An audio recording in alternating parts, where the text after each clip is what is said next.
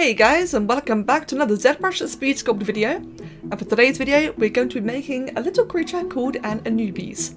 So, bit of context to this one. As you can see in the bottom left-hand corner there, I'm actually sculpting this at the same time as a friend of mine, Lady, is drawing this concept as well, and so I am sculpting what I have based on her drawing while she is still drawing it.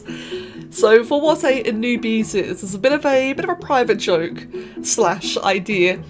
A bunch of us really love Anubis. Like, there's me, Draki, Loki, and Annie. The four of us are just obsessed with like Egyptian culture and Egyptian mythology, especially Anubis, like the old, god of death. It's just such a cool one.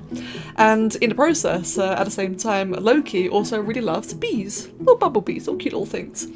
And it's been a long time ago now. I can't remember what the context of all this was, but we just had the idea for Anubees, which is like a little bumblebee Anubis creature, a little dog-like thing.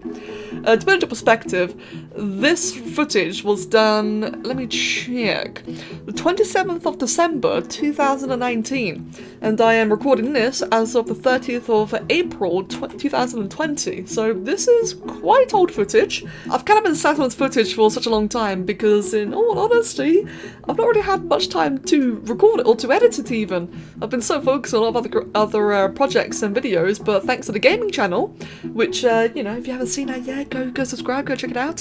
Thanks to the gaming channel, I'm now able to better allocate, a lot of my footage and, have time to look back on little silly fun projects like this one. This is all this one was, just like a little silly fun thing, just a Pokemon friend. And like I said, you can see in the bottom left hand corner as well, Draki is also drawing hers, and you can just see like a general idea for us. It's just a cute little silly thing.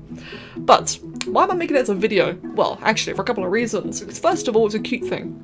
I very rarely do cute, as a lot of you guys know. I'm not very good at it. I don't really get much inspiration for it. I just don't do cute very often, so whenever I do cute, I like to share it and just show you guys, oh hey, this is what else I can do, or what else I've tried to do. It's very important every now and then you go out your comfort zone and do something new, do something different.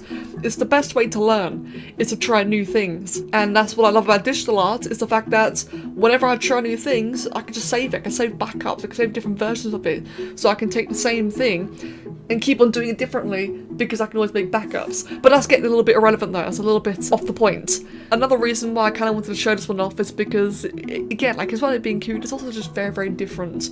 This was also like a really good excuse for me to practice fur. I think since this footage I have used fibre mesh a little bit more, but not too much so. I really should practice fibre mesh more often. And this here is such an example of where I do use it, as you'll see a little bit later on.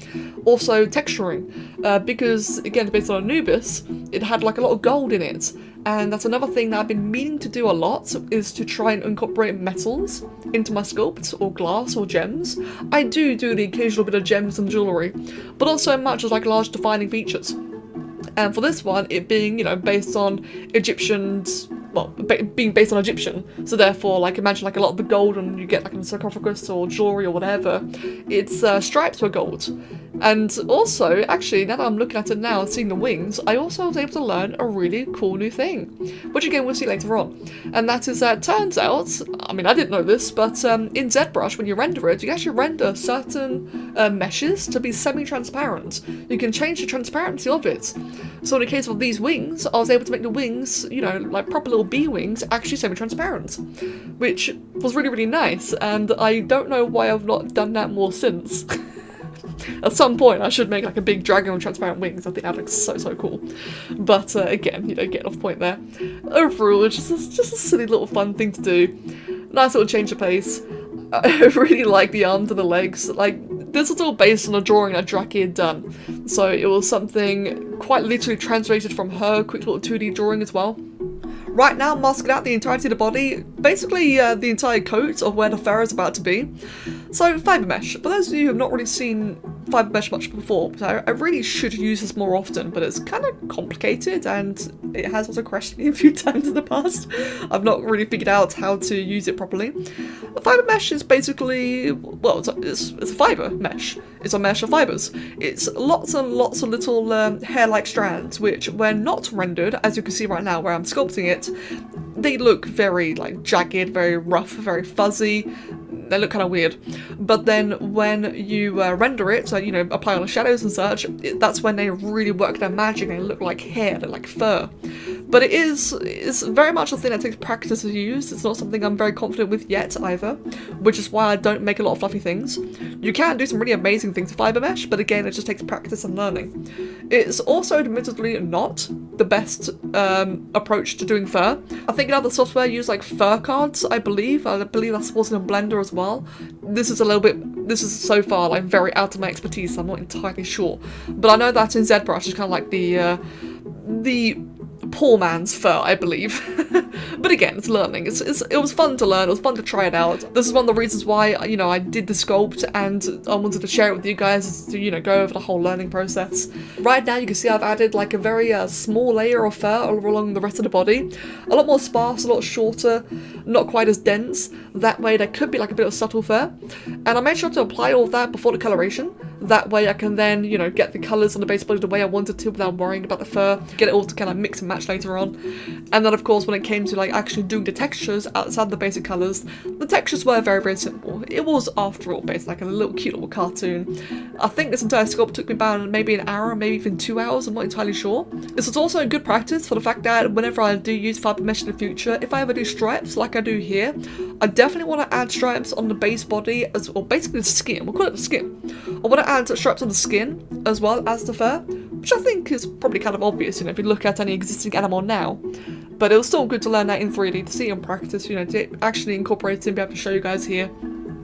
Again, it's all part of the learning process, and it's just good to experiment with. Also the eyes, they were after all little bug eyes. It was kind of fun just doing like a little crosshatch idea for the eyes, highlighting the nose and mouth, a nice little golden tint, really make it stand out more, really give it the little cartoon vibe.